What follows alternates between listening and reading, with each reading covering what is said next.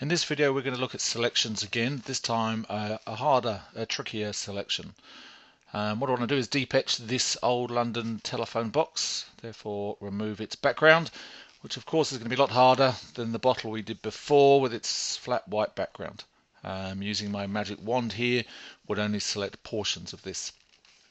So I'm going to use two processes. I'm going to use my magnetic lassoo tool to get me started, and then I'm going to use my quick selection down here, okay, to finish it off. Again, remembering I'm using this as an illustrator, so I'm using a Wacom tablet and pen, which makes using that quick mask very easy.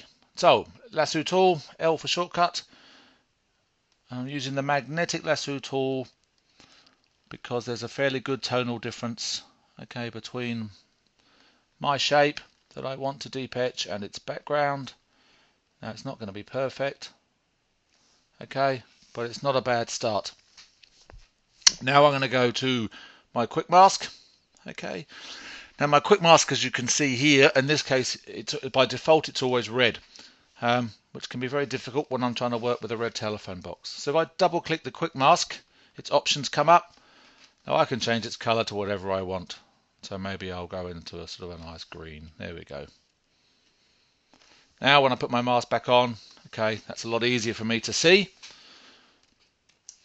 So I'll zoom in and I'm going to use my brush, okay, to add to this selection.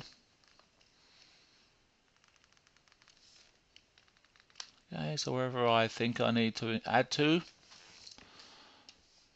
Okay, zoom to the bottom. I know I made a bit of a mess of it down here.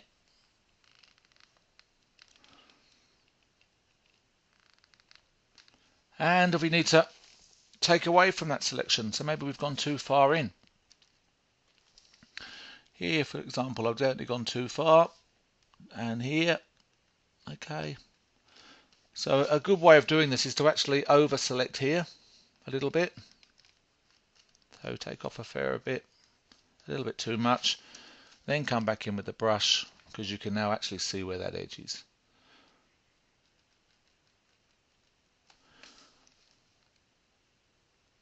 And if you happen to be working like me with a tablet, okay, rotate canvas is one of my favorite new tools in Photoshop. Okay, R is the shortcut. It allows me to rotate the canvas just like I'd be rotating a piece of paper if I was traditionally drawing. It allows me to get those straighter edges a bit easier.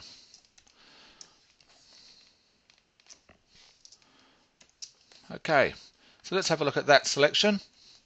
Got my marching ants. I don't think that looks too bad. I think this area here looks a little bit dodgy, so I might quickly jump back in. Okay, with my brush, my eraser, I'll take a bit away so I can see where the edge is meant to be. Okay, then with my brush, I'll just put back in. Now, I'm not going to do an amazingly perfect job here, but imagine you could spend forever doing this and, you know, spend a couple of hours, which is what would be expected of you. Okay, so my telephone box is now selected. But what I want to delete, of course, is the background. So my first step is going to be to release the background from its layer. And then I'm going to invert my selection. Command Shift I, okay, or select, inverse. Okay, and then very bravely, I'm going to hit delete.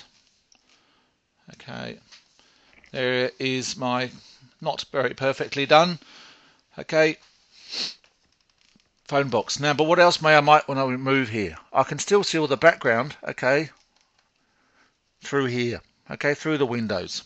Okay, inside is fine. I want to see the inside of the phone box, but I don't think I want to see all this out here. So what I might do this time is use my magic wand with contiguous on and start selecting inside those windows. I might increase that to 32. And holding my shift, it allows me to add to the selections. Okay, so I'll just get it started, and then I'll come into my quick selection, and I think I might even make that a bit darker. Now I can really see what's going on. Okay, and what I want to do is remove all these windows. So I'm using my razor to take away first, and I don't mind if I make a bit of a mess of this. Okay. Blah, blah. Now in here is okay because that's the edge of the telephone box there. And then I would come back in with my brush and tidy up the edges because I can now see where the end of those little window panes are.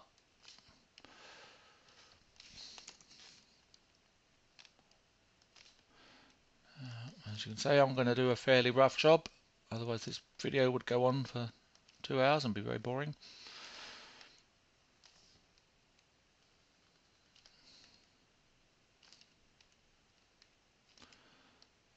Okay, that'll do for now.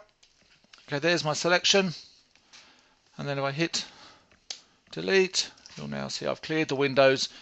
Okay, now you can imagine I could spend a lot longer on this and make this a really perfect selection. And what's great about the transparency on this was, let's put on another layer, drag it to the bottom.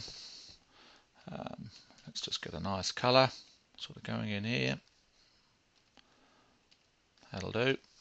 And then we'll fill the background. Okay, you can see how we go through the window. So we could now put this image on top of another image somewhere, and we would get all the background coming through. Okay. Okay, so that's a more advanced selection. Okay, and what we used there was a combination of the lasso tool, the magic wand tool, okay, and our quick mask mode. Okay, thanks.